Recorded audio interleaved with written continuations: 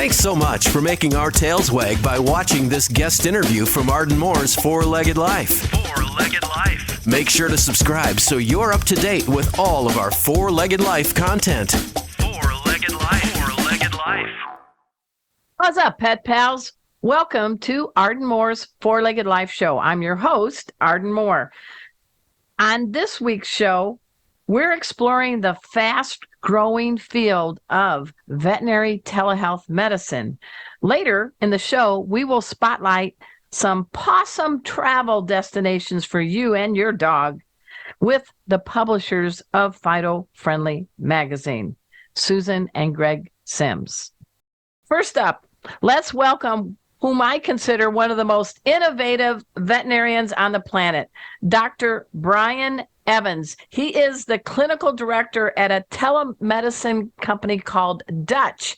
He also owns the Coastal Animal Hospital with 2 locations in San Diego, California. I am so glad to have you on the show. Welcome, welcome, Dr. Brian. Thank you so much. I'm excited to be here.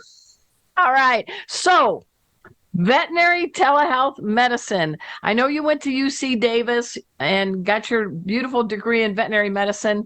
Back in the day when you were entering vet school, and you're not that old, don't worry, I'm not making like grandpa here, but was that even a thought? What was your goal when you started veterinary school?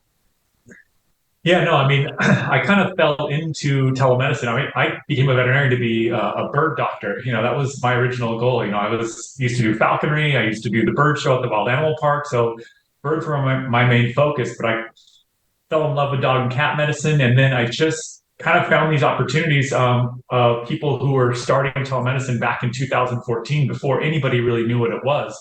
So I've been doing this for a really long time now. So you're one of the pioneers in an emerging field.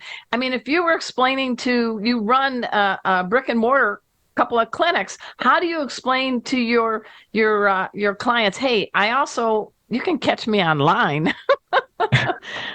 How do you explain that to people? What is telehealth veterinary medicine?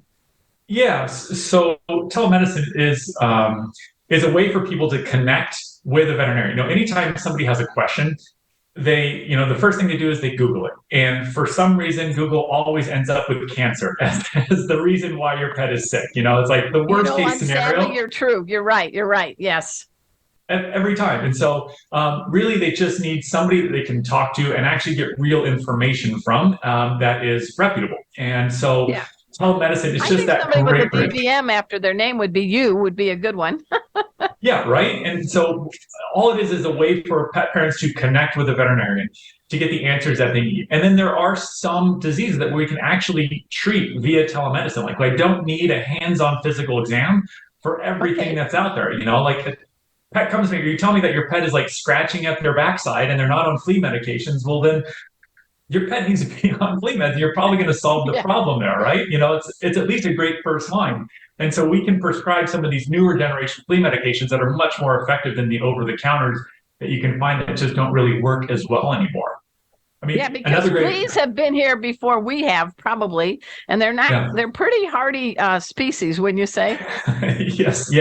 They can be hard to get rid of. And even just how to use them the right way. You know, some people just give it once and then not, give it again, and the fleas keep coming back. So again, just talking with a professional and allowing a veterinarian to do what a veterinarian does. Like we provide information, we help people. And so that's the whole point of telemedicine and the whole benefit of it. Well, you are one of the pioneers. In fact, I was doing some little work on background check on you, and you've published one of the first veterinary telehealth articles. Was that in the American Veterinary Medical Association? I mean, it wasn't just you just thinking about it. You've done the research and you're a published author on this topic. Yeah, so that was the thing, is that there was not a single published article on telemedicine in the veterinary space. And so when I started doing this back in 2014, that was one of the things that we wanted to see, like, is telemedicine, can we use it in these certain scenarios? And our paper showed that, it's equivalent for doing things like post-operative surgical rechecks.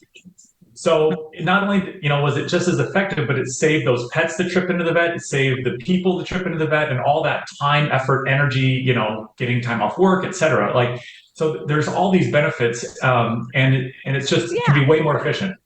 I'm thinking about this. My cat, Rusty, had a white worm coming out of his butt, tapeworm, right? Yeah. And we're on a flea and tick preventative, but it's on the shoulder blades. Apparently, my vet told me, well, that works like a suit of armor, but if a kitty or a dog sweeps up an infected flea and swallows it, all bets are off. So then I had to figure out, when can I get to my clinic to see my vet, to get the medicine, to drive back home. So in that scenario, tell us how a company like Dutch and people that you're doing, you work with the veterinarians. You are a veterinarian, you have your own practice, but you're saving us some time and miles. Yeah, for sure. And that's where Dutch is unique in the veterinary telehealth space, because we were the first company to have an end-to-end solution, meaning somebody could sign up with Dutch, they have a problem, they speak with a veterinarian, they can typically get an appointment within an hour. That's We nice. we talk to them, we figure out what's going on with them, and then if appropriate, we can, and if if the laws allow it in each state, which we can talk about, then we can prescribe medication and ship it right to your house and solve that problem without you ever leaving your living room. And that's something like tapeworms are such the classic examples that I don't need to touch your cat to know that that's a tapeworm coming out of his butt and he needs some praziquantel. He needs some medication for I'm that. not So touching Rusty's butt either. And I am grateful that you have the telehealth program company that you do. And I know we are in a generation of instant now, or as the cats would say, me now. We have Amazon, we have Chewy. Everybody wants something now. So it sounds like you're also adding to the veterinary component for people, because to get the medicine and have it delivered would save time and aggravation, right? yeah, and that's kind of the other part of this too, is that the veterinary industry is overloaded right now. The system Yes, is it at is. kind of bursting at the seams. And so if we can take off these like easy, silly appointments that don't need to come in, because again, I own my own practices, I'm seeing cases on a daily basis, and so many of these problems, like I wish they would have just called me. We could have done a telemedicine appointment to keep them out of the hospital. So I could have saved that appointment slot for an actual sick animal that needed to come in. And so telemedicine is great because they can kind of provide like a pressure relief valve for the veterinary industry, which is really needed. Yeah, I mean, there are not enough veterinarians. There's a major shortage of veterinary technicians, but there's an explosion of pets. And Mhm. COVID during lockdown, who was our best buddy? Somebody that barked or meowed, right? Or in your Yeah. case, you like birds, maybe squawked a little, right? Yeah. So, how do we find out about Dutch? And I'm laughing because the name sounds like a country or cheese Yeah. or something. Totally. Yeah. So, the founder, he loved like that name. He can give you the background of that, but I think it was from a family pet somewhere in the line that he had. Oh, okay. Um, But but yeah, I mean, Dutch.com, it's like what, $12 a month or something? yeah, depending on if you sign up monthly or pay for an annual subscription, somewhere from like $12 to $20 a month, in that range.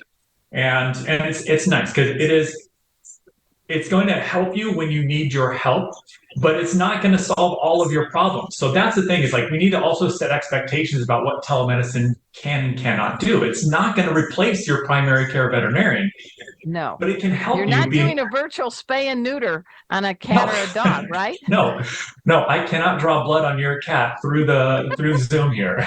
So We're not into the Star Trek world yet. Hey, no. everyone, we're speaking with Dr. Brian Evans. He's the clinical director at Dutch, but he also runs a couple of veterinary clinics in San Diego County, in Carlsbad and Encinitas. I used to live in Oceanside, so I know exactly where they are. We're going to get back into this after we take this quick break, so you know the drill. Sit and stay. We'll be right back.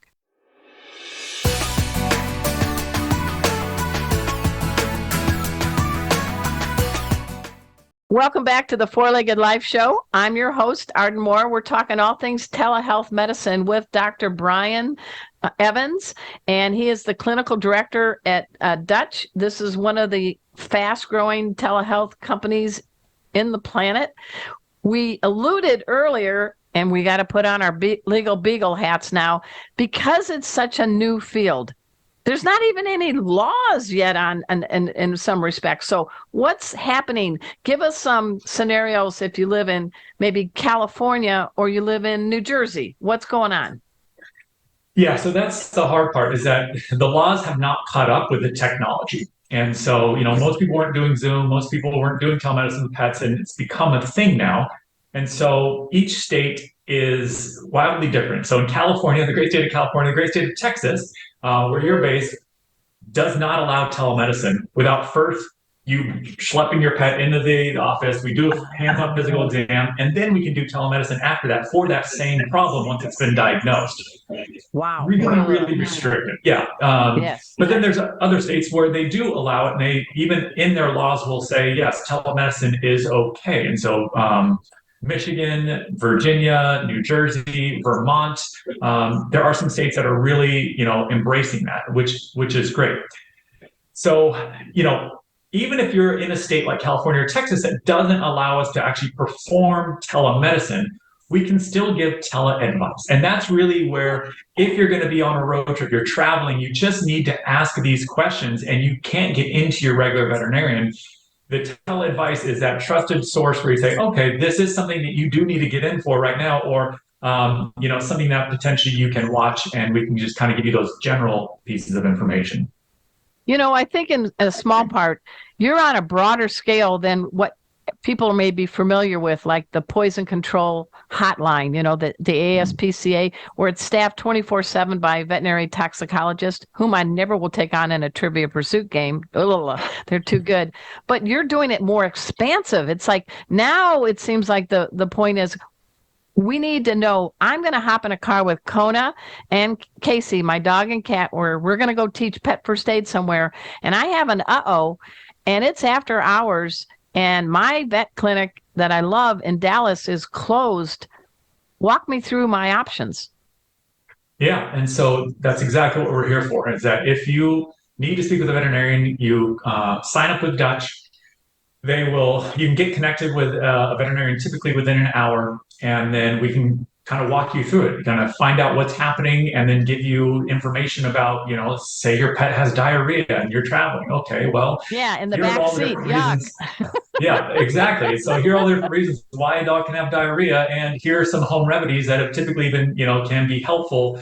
And or your pet sounds like he's really sick. You need to find an emergency clinic, and you should, hop on Google and find what the nearest is, to wherever you're at. So that's really kind of where it can put people's mind at ease and give them, Yes. kind of the action plan, basically. It's kind of like a house call vet 2.0, only virtual. Does that make sense?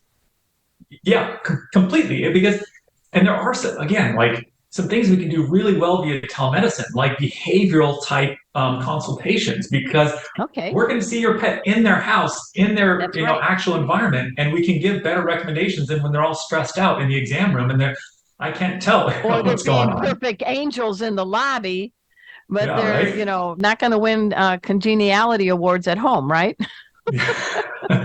We know you doggies. We know you kitties. No, I think it's such an amazing field. I mean, where do you see it heading? I'm an optimist, so I think you are too. So where do you see veterinary telehealth medicine in 5 years from now? It's not that far away. Yeah. Again, more and more people are getting comfortable with it, and we're learning more and we're doing more with it. And so really what we need in the next 5 years, and where I see this going, is the biggest limitation are our current regulatory, laws, basically. And I think more and more politicians for their own pets are going to want this. So they're going to work to change those laws. And once that happens, then this is going to be, I think, a lot more readily available. And we're going to be an adjunct to your in-person veterinarian. So I think people are going to have potentially two veterinarians where you have the person you can contact on a daily basis to get these updates and ask your questions. And then you're going to have your in-person veterinarian who's going to help you when you need that hands-on physical exam, you need the vaccines, surgeries, dentistry, etc. So it's going to be a team approach. I like that. For whatever Well, you you need. say the key word, adjunct. We need this added set of experts. I mean, people are spoiled when they say, Alexis, what's the weather? Or, blah, blah, blah, blah. So I think people in this time are getting up to speed on the use of technology to their advantage. Would you agree? Oh yeah, I mean, it's helping too, and not only is this better for these pets, it's better for the clients, but it's also better for the veterinarians because we talk about the shortage of veterinarians that are out there, but there's a lot of veterinarians that can't do that in-person clinical work anymore because they have kids, they have a bad back, they have going through some disease process where they can do telemedicine, and so we can bring more veterinarians actually Nice. I back didn't think into about work that. by offering Yeah. this and having something that doesn't require the physical labor of being a veterinarian because it is a really physical job. It is. Before COVID, not a lot of people said the word Zoom a lot unless they were really running fast. Yeah. And look what has happened to Zoom in just a few years. Now you've got Dutch. Do you think Dutch can be the next Zoom in terms of recognition of people who have pets? Yeah. Again, it wasn't on anybody's radar. Doing telemedicine since 2014, trying to advocate for it, it's just like up against a brick wall. Nobody really wanted to hear about it, but then the pandemic happened and made us change how we think about ways we can deliver care. And so now it seems silly that we didn't know what Zoom was before the pandemic, and now it's everywhere. And I think that's the same thing with telemedicine. It just is going to take some time in the pandemic to force us to use it. Yeah, and everybody's out and about. I mean, we take Kona and little Emma, my dogs, on a doggy vacay at least once or twice a year. And I'm noticing that there are more and more people. We love our pets. They cat us through this crazy COVID. So I understand you all said something like 78% of Americans are going to bring their pets on a vacation this year. So you folks with telehealth medicine, you're going to be a little busy. Yeah. I mean, I think it is, and it's so great because it's portable. It's portable veterinary medicine. You don't have to just wait until you're back at home to see your vet, or go find some new random one, and kind of wait in line if you don't know what you're going to be getting, and it can be really tough. And it's only during business hours, so yeah, I think it's a really great solve for a lot of the care needs that happen. And again, most of it's like just answering a few questions. Just need that trusted resource. I hope one day we get to meet because I really applaud what you're doing. Giving you pause and applause, Dr. Brian Evans. I also want you all to know he does believe in giving back. Tell us about the HANA Fund, HANA. It's a nonprofit. What is that all about? Because you founded that. Yeah, I started the HANA Fund after I opened up my first hospital and just seeing these patients and these families who, we had curable diseases, but they couldn't afford it. And so there's only so many times as a business you can just give your services away before you go broke, right? You have to pay bills. So we created the HANA Fund as a resource and as a fund for us to help people when is to really to prevent economic euthanasia, something that we can cure, but that otherwise they get euthanized for because they can't afford it. And we also do preventative care as well with some free vaccine clinics and stuff, just again, trying to help people when they need it, because everybody should have a pet. I mean, it can provide so much love and affection for everybody, from kids to adults and in between. And so I feel like this is one of the most important things that we've done.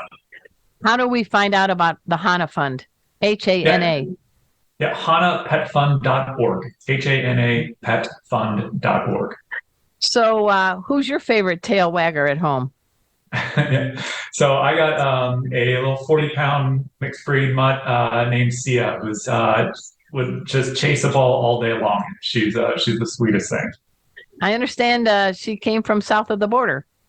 She did, yeah. She came from a rescue group called Animal Rescuers Without Border, And we got her when she was about a year old, and she is just the perfect dog. What she's made so you great. say, because you see a lot of mutts, you see a lot of cats. What made you say, oh, I want this dog to be part of our family?